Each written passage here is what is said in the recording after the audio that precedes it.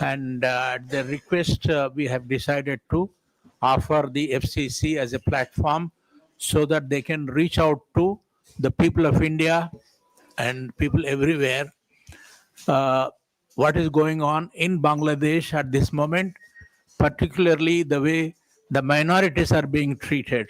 So, may I now invite Mr. Guha to introduce himself and his colleagues and then make statement. Mr. Guha, please switch on the button. Thank you, Mr. President. Good evening, member of the press, ladies and gentlemen. My name is Shitangshu Guha. I am from United States of America. My right is Mr. Sushanta Dasgupta. He is from London, UK. In my left side is Pushpita Gupta.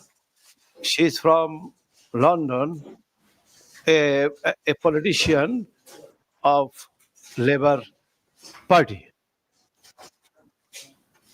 Next is Mr. Arun Dotto. He is from Toronto, Canada. Then Mr. Arun Barua. He is from Geneva. Here we are 17 people in our team. Although everybody is not here at this time, they are coming. Let me introduce them even. Mr.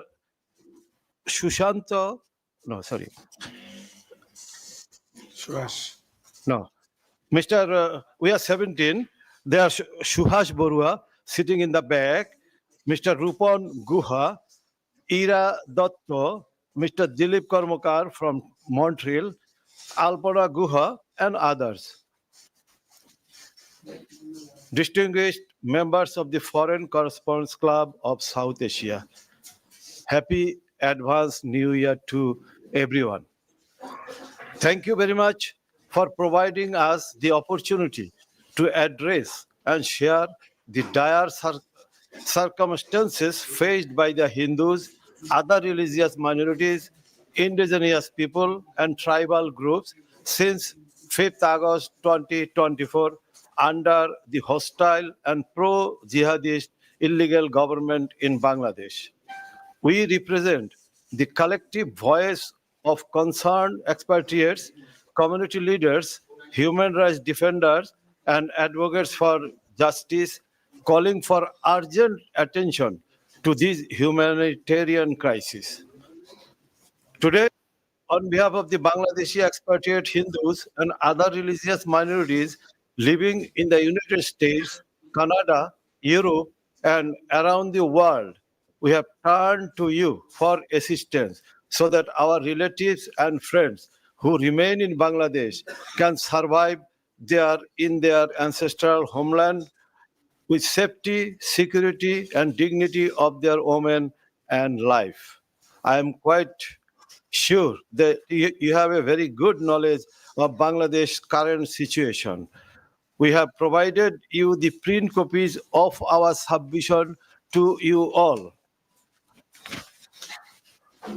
We'll also love to email the content if you kindly share your email address with us.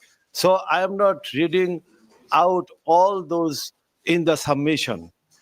I am now directly going to tell you what we want to raise up with you for your kind cooperation so that our voices will be heard. Call to action. We demand immediate, decisive steps from global and Indian leadership to protect endangered Hindus, other religious minorities, indigenous people, and tribal groups under the hostile and pro-jihadist illegal government in Bangladesh. Our core appeals are, number one, global intervention. Deploy United Nations peacekeeping forces to protect Hindus, other religious minorities, indigenous people, and tribal groups in Bangladesh. Number two, autonomous zones. Establish protected autonomous zones in Hindu majority regions to ensure safety and security for minorities. Number 3, population exchange. Complete the unfinished population exchange with lands from 1947 partition, enabling the secure resettlement of the displaced minorities. Reassessing peacekeeping contribution. India has generously supported UN peacekeeping quotas for Bangladesh. However, given the current hostile and pro-jihadist regime in Dhaka, we urge the Indian government to reconsider its strategy and align its contribution with democratic and humanitarian values. Number 5, request for the UN sanction based on compliance with UN standards of conduct. Peace mission armed forces providing nations must ensure that their personnel adhere to the UN zero tolerance policy on misconduct. We urge the government of India to call upon the United Nations and its members to impose targeted sanctions on the current illegal and hostile regime in Bangladesh due to its proven misconduct and failure to preserve human rights, dignity of the religious minorities, indigenous people, and tribal groups. In the end, the survival of the Hindus, other religious minorities, indigenous people, and tribal groups in hostile and pro-jihadist illegal government in Bangladesh is not merely a question of preserving heritage. It's a struggle for justice, dignity, and fundamental human rights and existence. We stand here today with hope, urging the global community to act decisively and prevent the erasing of an entire community.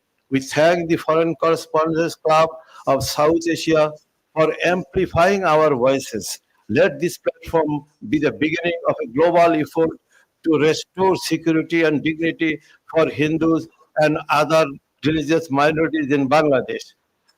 Okay, we have enclosed several documents. Let me just tell you. We have enclosed the latest reports of attacks on minority Hindu temples, orphanages in Bangladesh during the period of August 5 to December 21st, 2024, prepared by the Bangladeshi United Sanatani Awakening Alliance. We also included 5 reports of armed forces misconducts.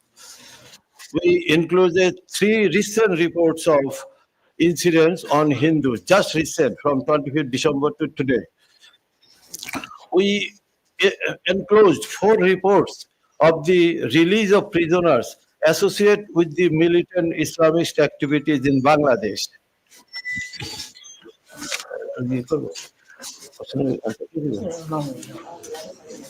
Okay, this is our brief statement, our complete statement you have in your hand. If you please give your email, we can send it to you. Now, I am inviting questions from the press. Yeah.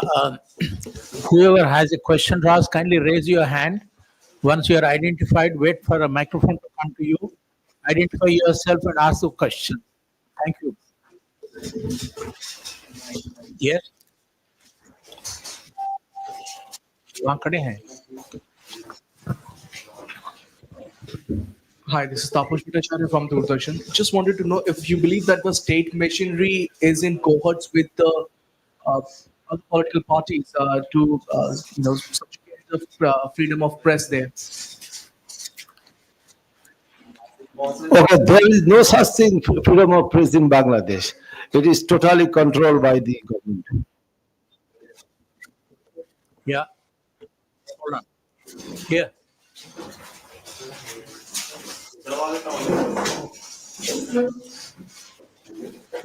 Sir, I want to know that what is the percentage of Hindu population in Bangladesh now and what it was in 1947? Okay, my colleague Pushpita Gupta will answer this.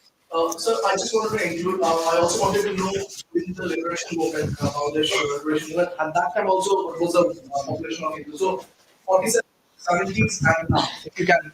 Same question. Okay, in 1947, the percentage of Hindus in Pakistan was 29.7%. In 1970, just prior to the independence, it was 19.7%, and today it is 7.95%, according to government statistics. So, I would also like to ask you, what do you think, what are you observing that what Indian government can do? If I have to ask you, let's say three things that you want the Indian government to intervene for. We we actually grateful to India because India helped all the possible ways in 1971, and we lost a few thousand soldiers. And actually, we salute those soldiers who fought my country. Why we are in Delhi? Because we know India is our best friend, and India can help us. India can rescue the uh, 20 million Hindus and other religious minorities in Bangladesh. What India will do depends on India. We just called upon, we just give you some points that there we already called that India can do these things. We urge the Indian government, please help this Hindu community from being extinction. Thank you. Yes, please.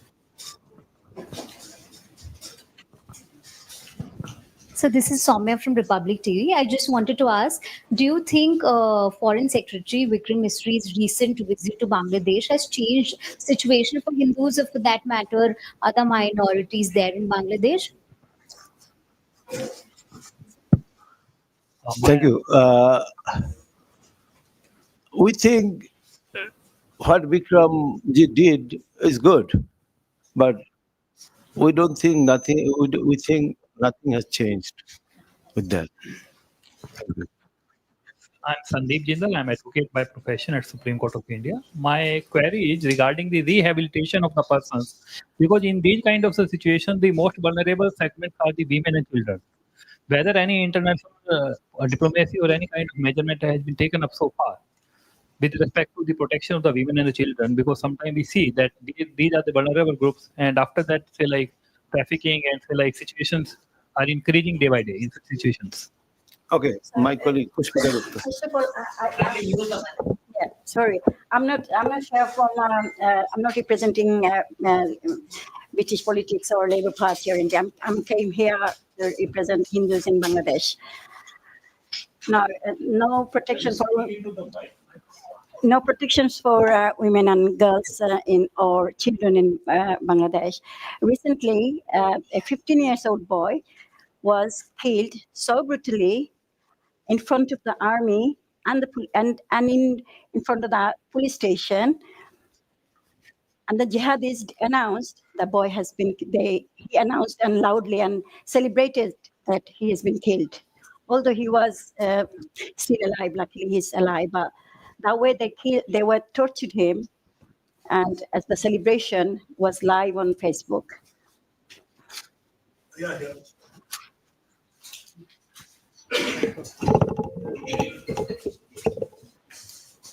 I'm Pradeep Datta from Times Now TV channel. So here, you said that UN sanctions need to be imposed on Bangladesh the way they are just violating the human rights of a particular community. You think that this is the right time the Nobel Peace Prize should also be taken away from this man, Mohammed Yunus, that was conferred to him in 2006? And the second question is that we have seen that every time, whenever we had been coming out with the stories, how the Hindus are being targeted, every time the Bangladeshi government remains in a denial mode, they say that they try to weave in a kind of a narrative that these people are being targeted because they are part of Awami League, not because of their faith they are being targeted. Something what we saw in Kashmir Valley also 3 decades back, not because of the faith. You think that deliberately they are continuing with their policy of deceit, deception, and denial? Thank you. My colleague Shushanta Dasgupta will answer this question. Thank you very much for This is a burning question every time because every time they are denying nothing is being happening. But when our one Indian secretary was there, illegal government clearly said yes, we arrested 80 plus criminals due to vandalize, due to arson in temples or other people. If there is no incident, why did they arrest people? So this is a proven thing that things are happening. That's why they are arresting people. So that's proof that things are there. But officially they said nothing happening. So if there is nothing happening, why they are arresting people? They agreed to the Secretary of India that yeah, we arrested 80 people, we are taking actions. So that's what I can say only. And the other question is you said Nobel Peace. We pointed out 5 action points, and if those are being implemented, ultimately the Nobel Prize will be taken out as well. Because if UN ban on peace mission, if UN impose other sanctions, automatically it would impact his Nobel Prize. So that's what I can say. It's the consequences will be taken out his Nobel Prize as well. But we are not asking it because this is a complex procedure as far I know, taking out Nobel Prize. But if all those 5 is being in action, ultimately it will impact his Nobel Prize. That's all. UN and other international bodies. Yes, before we came here, these 2 of our colleagues attended UN Minority Forums. They had a submission there, and it was a huge impact around the world because personally, both of them raised their voice. They submitted our statement in Minority Forums. So this is the second of our campaign. It started with the UN Minority Forums. Next, we'll go to London, and then Washington, then Sydney, then Toronto. So it's that's the process. We started with the UN Minority Forums. It's the second one. Yeah. Hi, Alicia. Alicia Rahman Surkar from The Independent. Mr. Dasgupta, you just mentioned about sanctions, right? I'm keen to understand what sort of sanctions we are talking about here, because do you not think an economic sanction or a sanction of any sort on Bangladesh at this point will further harm the economy, which is already failing? The other thing I wanted to ask was, have you noticed or recorded a trend of migration towards the say west? And the third question is, repeatedly we have mentioned that the situation, the crisis against the Hindus and other religious minorities. Keen to understand if there has been a record of assaults on other religious minorities and a statement of that as well. Okay. First of all, we have given out 5 records of misconduct by the armed forces. Those armed forces misconduct is acknowledged by ISPR, our internal army mechanism. So they acknowledge it happened. There are 5 misconduct reports. Army already acknowledged. Yes, it happened. It shouldn't be happened. We are sorry for that. We are investigating the misconduct because this just very few sample we have taken out.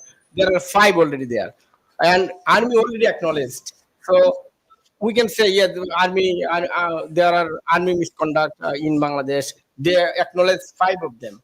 So it's just sudden. If you ask me how many of incidents, there are thousands. And in our report, there are proven authentic 51 records of vandalism, um, torture in the report.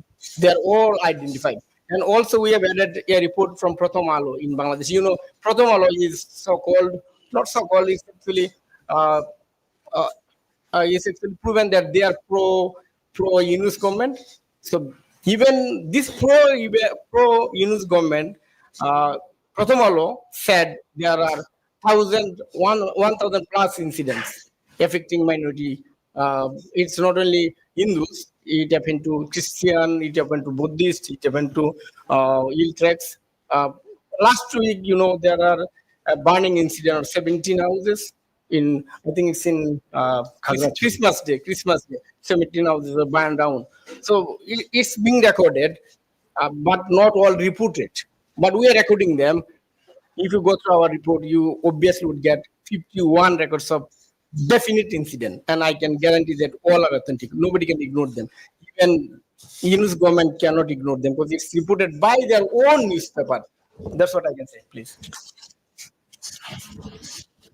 Hello, this is Bismi from the print. My question is the violence in Bangladesh, if we look at the previous government and the current government, what do you think could have been done better by the previous government? Do you think this was in the making? And how have this present government, the illegal government, made things worse? What should have been done to make things better for Bangladesh?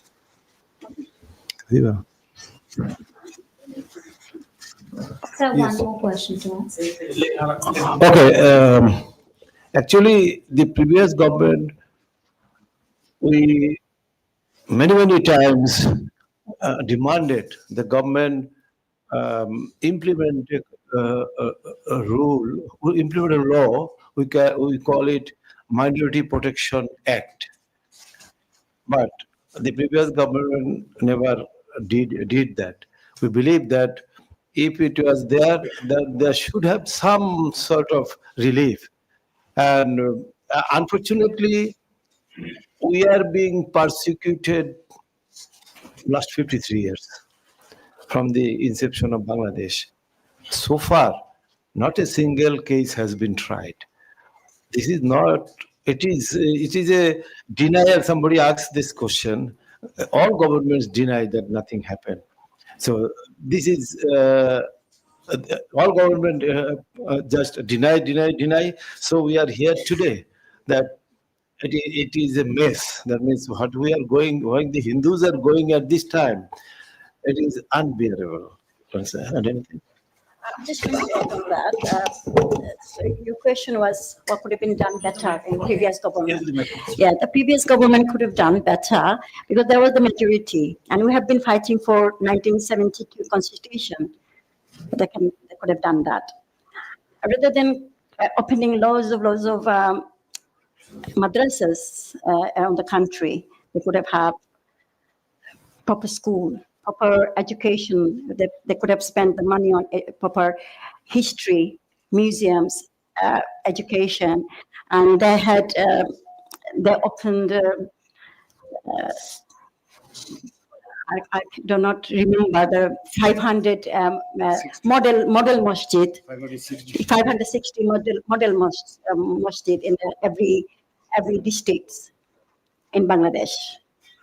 Not a single temple, a model temple for Bangladesh.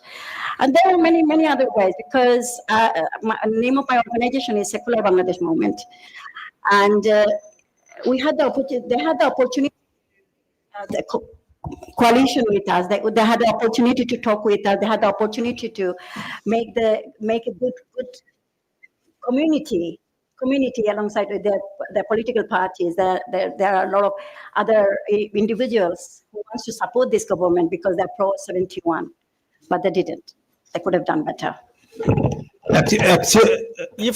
Actually, no government from last 53 years did anything for the Hindus in Bangladesh. All the government encouraged the Islamists to flourish.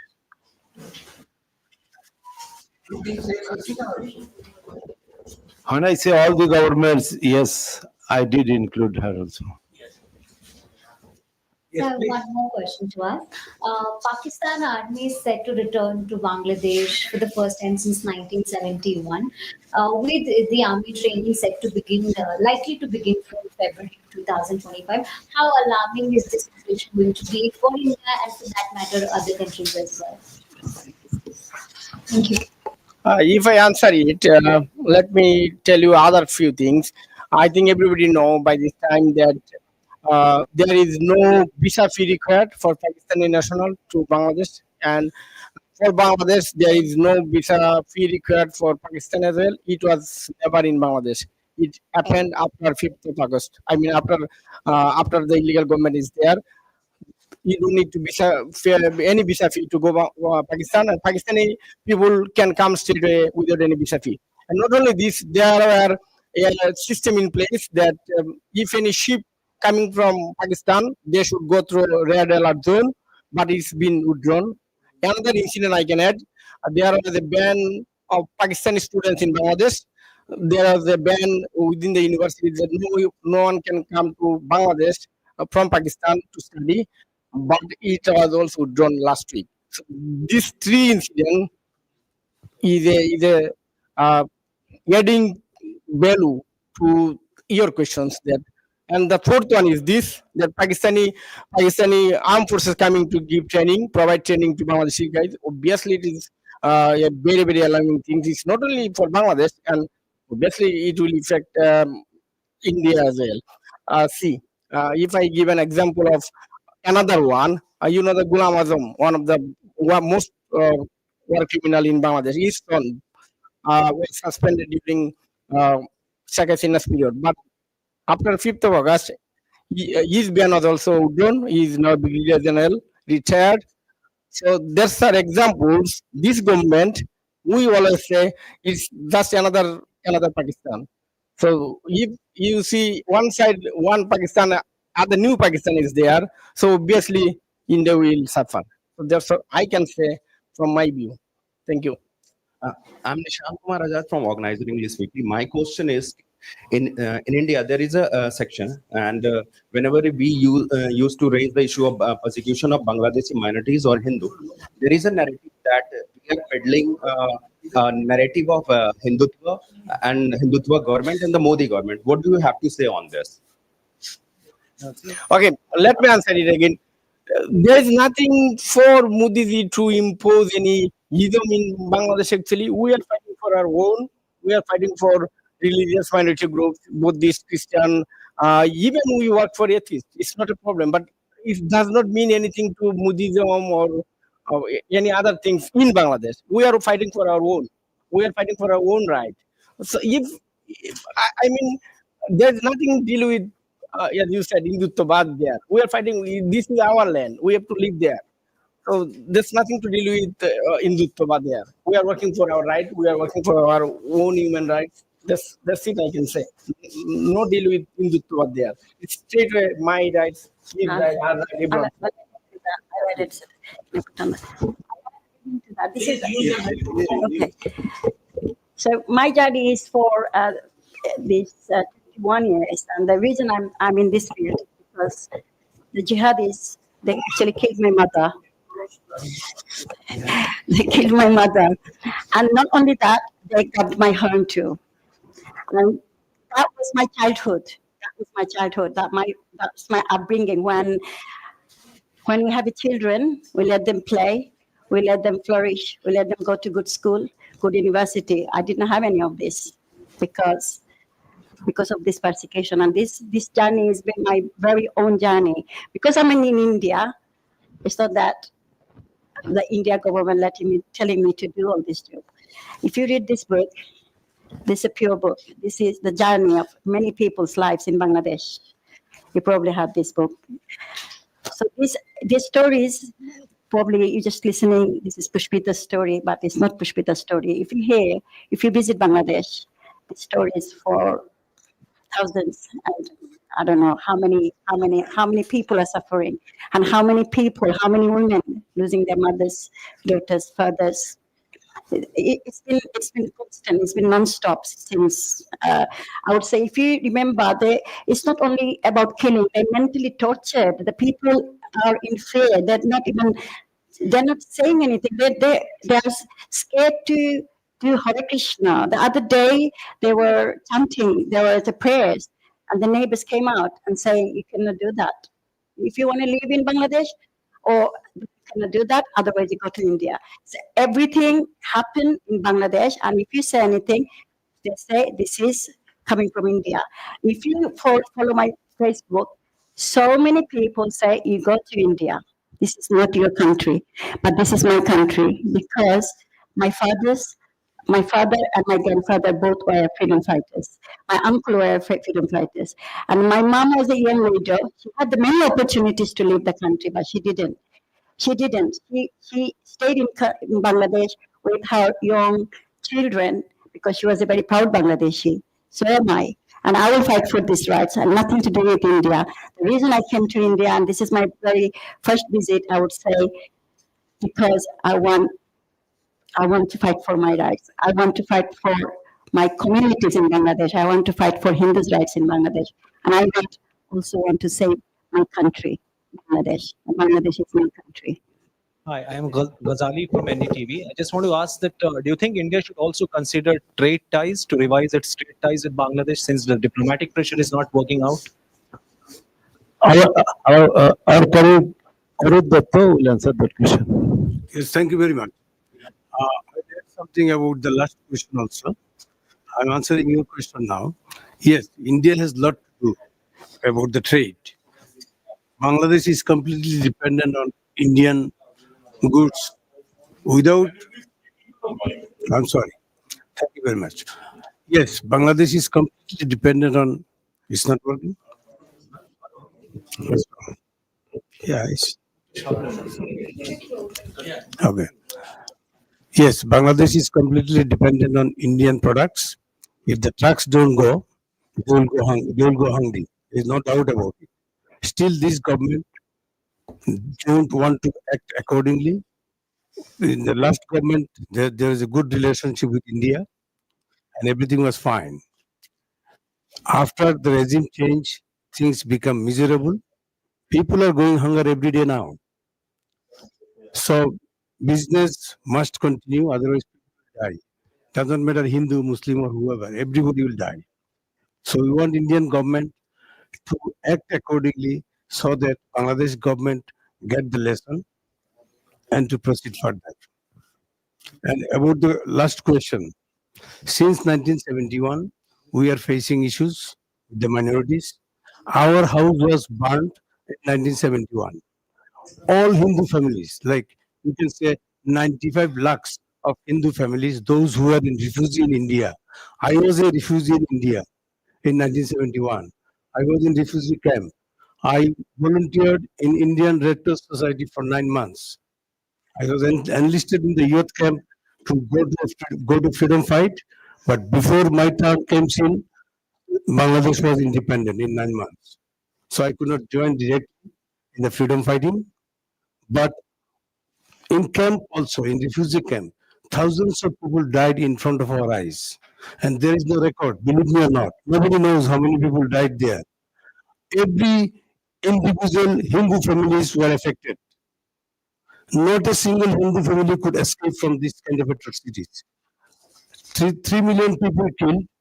Out of that, 23 to 2.3 million were Hindus. 300,000 women were raped. And most of them were Hindus.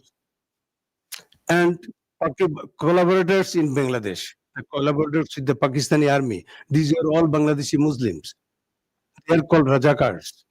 Last government tried to put them into justice. So far, 11 to 20 Rajakars were punished. After the independence of Bangladesh, there is a general mercy for all these Rajakars. And that's how, since then, they started growing. There is no justice for them. We did not get any justice in Bangladesh. As my other colleague says, 53 years. Since 1947, we are suffering. 60% land belongs to Hindu communities, and population was almost 33%. The actual statistics of that. So today, we demand our land back. In 1940s, Jinnah stated that we cannot live with Hindus. That's why they demanded Pakistan. Today, after 77 years, we are demanding that we are bound to say that we cannot live with them anymore.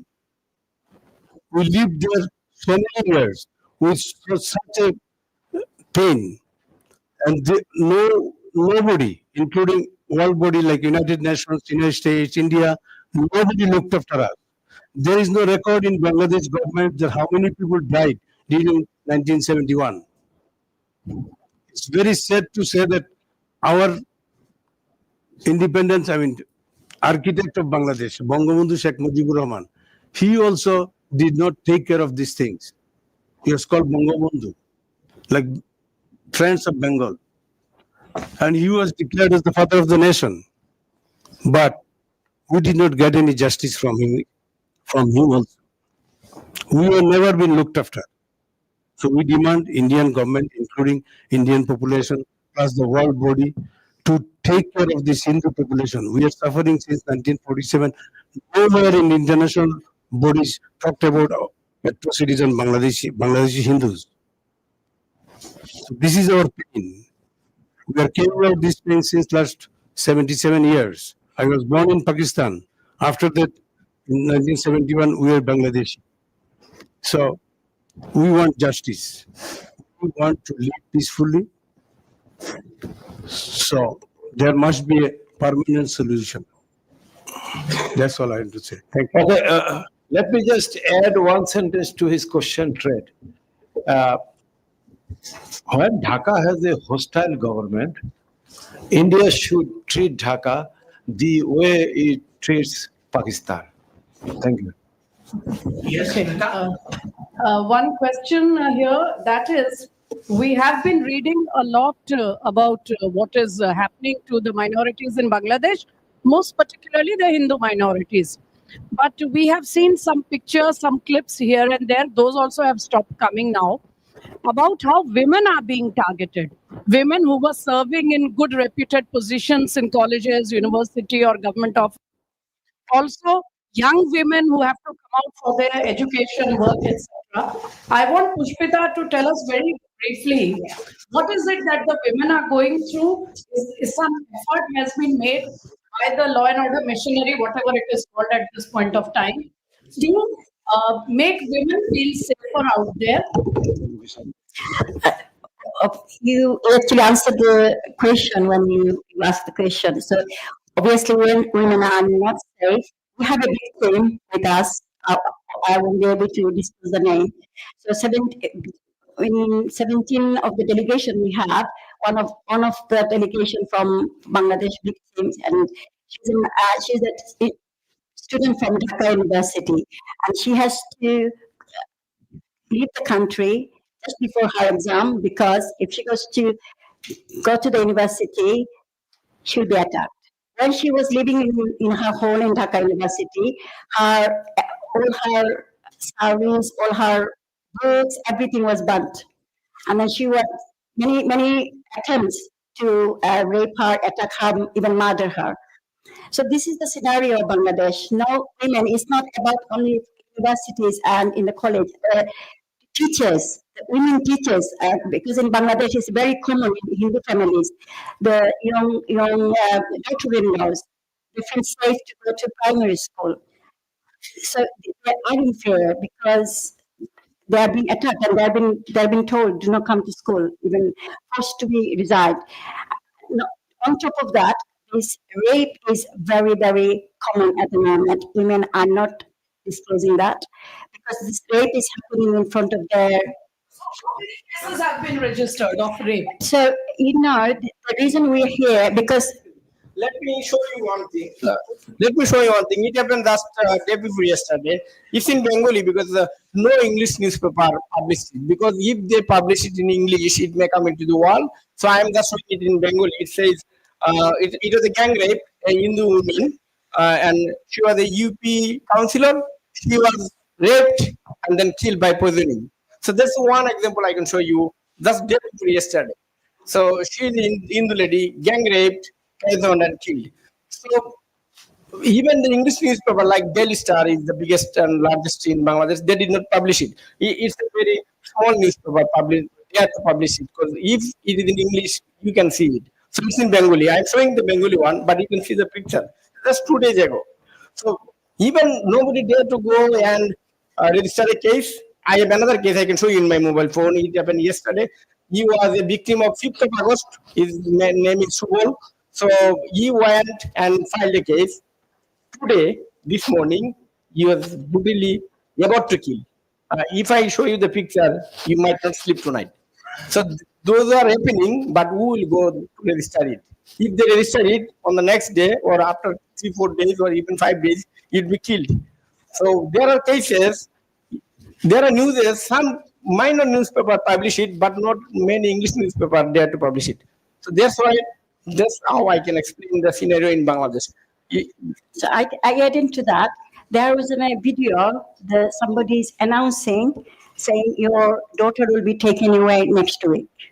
They send a letter to the father saying, I will come and take your daughter away. Openly, and they did that. A week later, they came and taken their daughter away.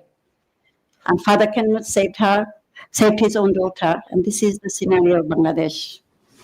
If I have the picture, is there, if you can see, it's even today. It was event of 5th of August. So it happened 5th of August. He filed a case. Due to filing the case, he was brutally about to kill this morning. So, for example, I can show you the pictures. So, everything is there, but nothing is being reported. They started the case, and obviously the illegal, the government is ignoring it, denying it. Clearly said nothing is being happening. So that's what it. Hi, my name is Moitri. I'm from News 18. I have a very basic question about as Bangladesh moves towards the election, because we get to know that BNP and Jamaat both are forcing the interim government to conduct the election. Do you think that once election happens or election has been declared, the atrocities will, go beyond control towards minorities? Thank you. There is seems they are calling for election, but I am pretty sure there will be election nearly soon. Jamaat is not asking for election because Jamaat is the beneficiary. They are the counterpart of Pakistan, so they don't want any election now, because if there is election, obviously Jamaat would not be in power 100%, because they are very minor in person, but they are extremists. When you have a SA rifle with you, you can kill thousands. So you one against two thousands. So Jamaat is like this. Jamaat does not want election actually, but BNP wants. BNP actually think, yes, we are already in power, but they want to be in power officially. So that's the BNP's demand. If there is election in call, yes, there is the possibility that the atrocity might come down, because everybody wants to be elected. There is a possibility, but I don't see any hope nearly any election going to happen. That's how I can answer your question, I think. Thank you. I have a question. The caretaker government of Muhammad Yunus is talking about changing things drastically, changing the constitution, but he is not an elected person. Does your constitution allow people who are not elected to undertake such massive plans to change the constitution, change a lot of other things? And he's talking about elections late 25 or early 26. But I just got a call from a journalist friend of mine from Dhaka a short while ago, saying that there is no possibility of any election being held anytime soon, not even 2026. And people are not happy about what is going on. The BNP and the students, they want elections to be held soon, but it's not going to happen. What are your views on that subject, Mr. Guha?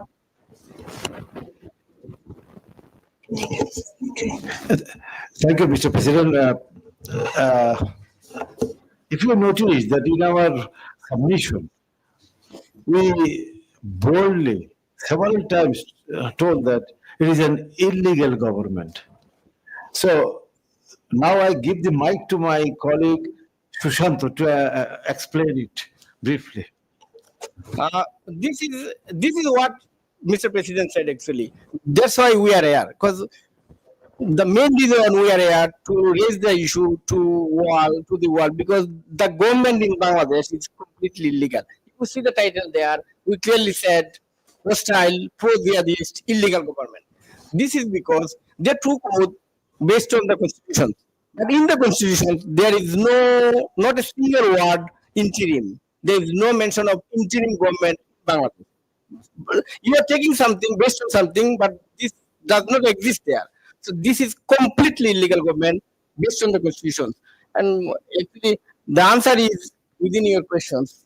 They are illegal. Simple as this. And based on constitutions, they cannot do it. That's how I can answer it, I think. Yeah.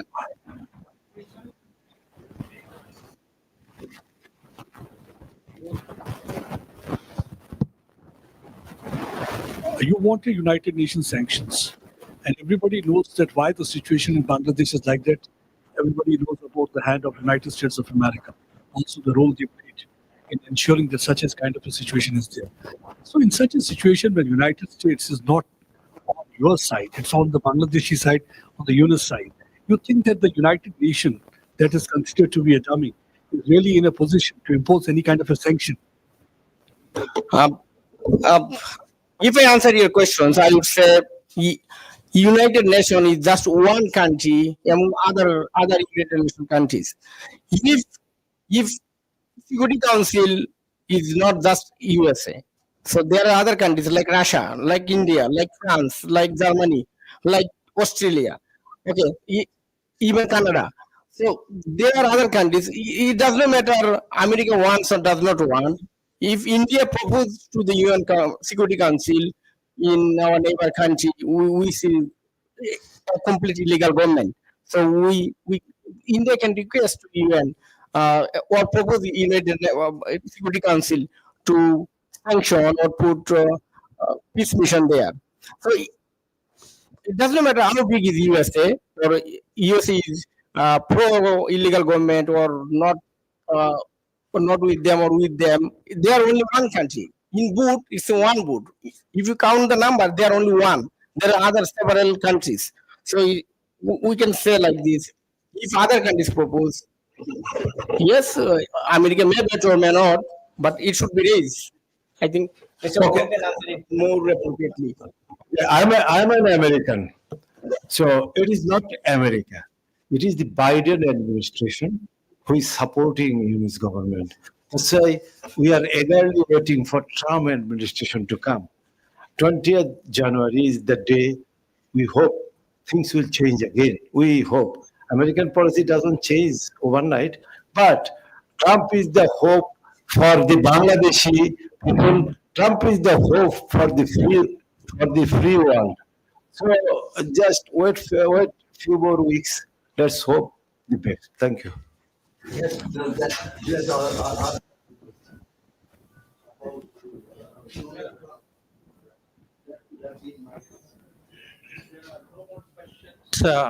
Thanks very much, lady and gentlemen, for meeting the global media here. And the statement issued by him can be WhatsApped by Anil Yadav. It has already been sent to all our members. Those who are not members but would like access to that, please ask him, share your number with him. He'll be very happy to send you the statement. Thank you so much for coming. We are grateful to you, and I hope they have been able to answer all the questions. Thank you so much. Good evening. Thank you, everyone. Thank you, member of the press. Thank you very much.